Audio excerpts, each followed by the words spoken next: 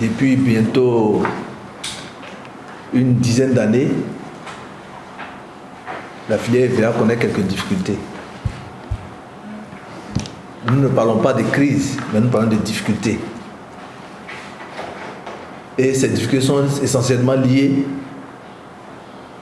au non-respect de certaines dispositions qui ont été prises par les autorités pour réguler la filière.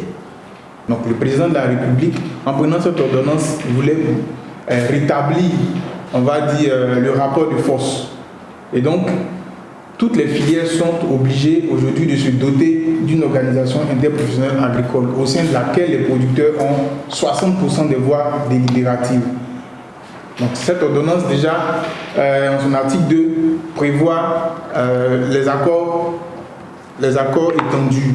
Avait dit quoi? Si une filière a une organisation interprofessionnelle agricole, tous les acteurs de cette filière sont sujets à toutes les décisions qui sont prises au niveau de l'interprofession, au niveau de cette organisation-là, notamment au niveau de la filière EVA. C'est la PROMAC qui prend toutes les décisions de gestion. Mais l'État a pris soin de s'assurer que les producteurs ont la majorité des voix délibératives. Ne pas que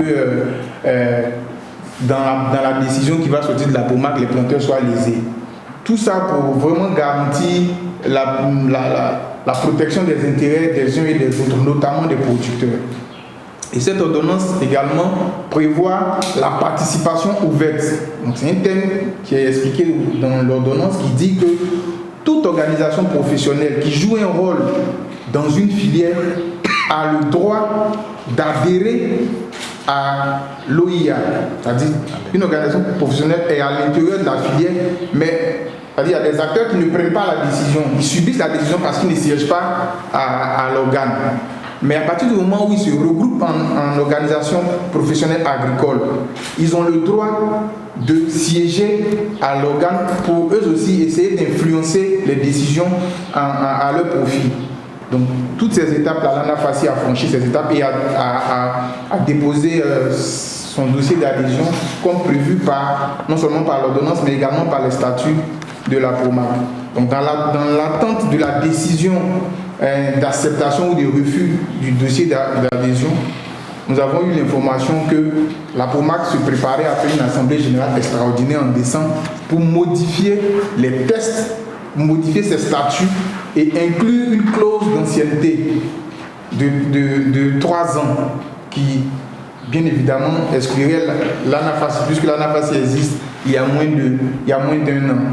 Donc nous avons organisé la conférence de 2022, le 9 décembre, pour dénoncer. Et à l'issue de cette conférence de presse, le Premier ministre a donné instruction au ministère de l'Agriculture pour régler cette crise-là qui commençait à naître. Donc nous nous sommes tous retrouvés le 13 décembre au ministère de l'Agriculture, à la Caisse Table, sur une réunion qui a été convoquée par le directeur du cabinet à la demande expresse du ministre d'État, ministre de l'Agriculture et du Développement rural, pour trancher de la question. Donc, après l'exposé de nos revendications et les explications de la PROMAC, une décision est sortie de cette réunion de crise-là. Et donc la décision comportait 3 points. Le premier point, c'était que à l'issue de la réunion, le ministère autorisait la PROMAC à tenir ses assemblées générales. Parce qu'il y avait une assemblée ordinaire, une assemblée extraordinaire, une assemblée mixte le même jour. Donc, le ministère autorisait la tenue de cette assemblée générale, mais le ministère n'autorisait pas la modification des statuts, notamment la clause d'ancienneté. Parce que c'était une clause qui visait spécialement un acteur de la filière. Et la deuxième décision, c'était que la PROMAC prenne toutes les diligences pour analyser le dossier d'adhésion de l'ANAFACI et qu'une décision finale soit prononcée dans un délai maximum de 3 mois. C'est écrit noir sur blanc dans la décision. Et le troisième point de la décision, c'était l'intégration de la PROCANCI. Nous sommes ici venus dénoncer ces pratiques. Pourquoi? Parce que dès que la décision de la puissance publique a donné l'autorisation d'organiser les conseils et toutes les assemblées qui avaient pour fonction de renouveler les instances de la POMAC, je peux vous dire qu'en un quart de tour, tout de suite, ils ont tout organisé. Tout de suite, ils ont fait voter les budgets. Tout de suite, ils ont désigné un nouveau président. Et entre le moment où ils ont organisé leur assemblée générale et le moment où nous sommes en train de vous parler, il y a 4 à 5 conseils d'administration qu'ils ont tenus. Et donc, nous avons compris qu'ils s'opposaient à la décision du chef de l'État. Maintenant, pour pouvoir exécuter les 2 décisions, ils font ce qu'on appelle des manœuvres dilatoires pour gagner du temps. Nous refusons cela. Et nous disons que au Conseil, ce n'est pas une guerre. Ce que nous voulons, c'est que la décision s'applique, que ce soit pour l'Anafassi ou pour la Pokansi que je représente. Et nous avons tenu à vous convoquer pour qu'il n'y ait pas d'ambiguïté. Nous ne sortons pas contre l'État. Nous ne sortons pas contre ses représentants. Nous sortons pour que les dispositions du chef de l'État soient appliquées. C'est aussi simple que ça.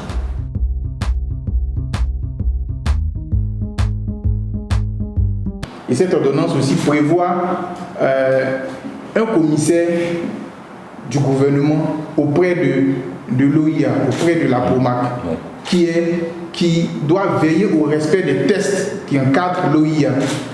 Et l'article qui définit son rôle, je vais le dire, hein, c'est une disposition légale. Donc on dit qu'il a pour mission d'informer le gouvernement, de veiller à la prise en compte des orientations de la politique définie par les pouvoirs publics en matière de développement agricole. Ça veut dire quoi clairement? Qu'il doit veiller à ce que les décisions de l'État soient appliquées en interne. Voici sa fonction. Maintenant, concernant le cas d'espèce, il se tient sur son pupitre et la première décision est validée. Donc, les assemblées générales se tiennent sous son autorité. Il y a une désignation d'un nouveau président et la désignation des nouveaux responsables des nouveaux organes. Nous sommes d'accord. Sauf que là où nous l'interpellons, ce n'est pas la seule réunion. Vous comprenez? C'est-à-dire qu'entre le moment où il a fait respecter la première décision et là où nous on vous parle, il y a presque 4 mois. Deuxièmement, il y a presque 4 à 5 conseils d'administration qui ont été organisés.